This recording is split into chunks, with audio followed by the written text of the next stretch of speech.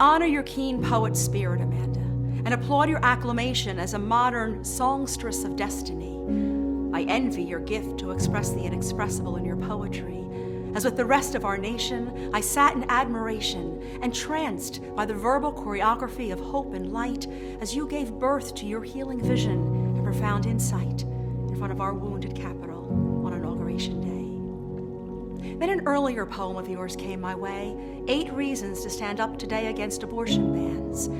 Your passionate eloquence again inspired me, igniting a reaction until I burned to add to the conversation. Not that I in any way possess your formidable talent nor your remarkable grace, but I was encouraged by a confession you made about facing your terror of speaking in a public space by deciding you could no longer stand silent.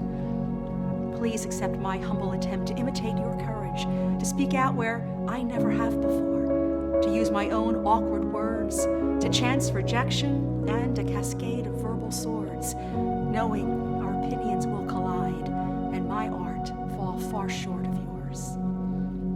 The truth is, I grieved to see a beautiful, talented young woman with such a strong voice speak out so vehemently for what is ultimately the destruction of the voiceless, the foreign but not born. This is an invitation to discourse without angry rhetoric, to shape a verbal promenade, as it were, to work out the complicated steps, to create a delicate new dance of human rights where all sides move together toward a common light, not to tap dance around the truth, but to recognize it, all of it, to step up and accept it, to sound out its deepest rhythms, to revere it, and to live it.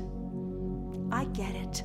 I understand why pro-choice advocates fight fiercely for a woman's autonomy, being in charge of decisions about her own body and not controlled by men, nor a government controlled mostly by men.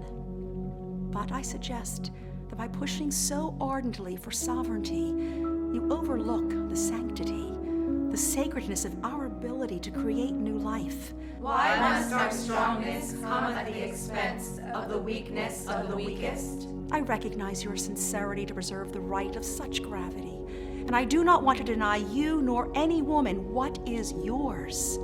I agree with the premise you unfold. As a woman, how can I not? I stand with those women throughout history and those alive today with stories told and untold, who have suffered egregious violations of our bodies and more often our very souls.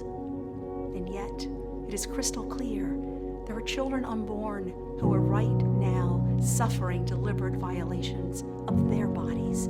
They literally have a lifetime to lose. Every method of abortion does violence to them as we exercise the right to choose. Why should babies conceived today have to pay for generations of past betrayals?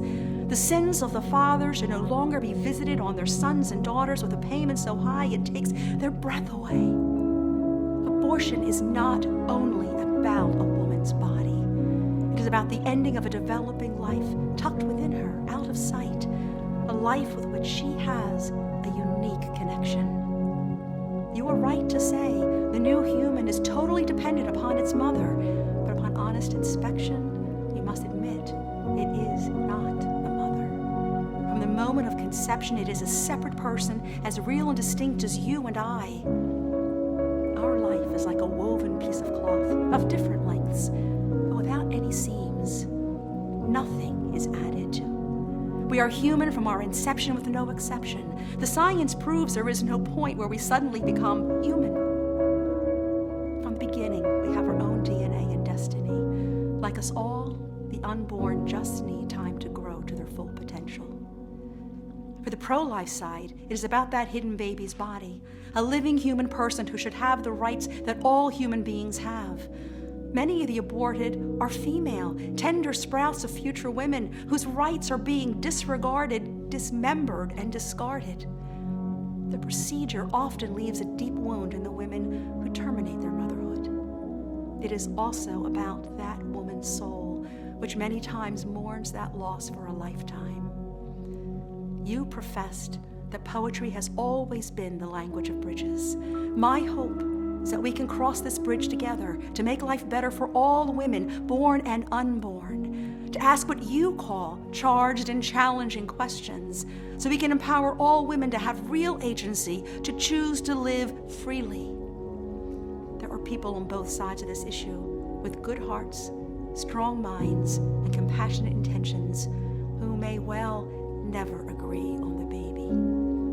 But we can agree on meeting the needs of the woman. Imagine if we all joined forces to truly make abortion a rare choice. That would be a healing movement I think we could all live with. I don't expect with much of this you agree, but if by chance you see an idea, a phrase, or even one word that you can accept, let that be the one on this bridge that is the next step. As I listen with an open mind to your 8 reasons to protect access to abortion, please give ear to my plea to do everything we can to eliminate every reason a woman might have to need one. In a world reeling with so much brokenness and injustice, let us stand strong together to protect all those who are unarmed.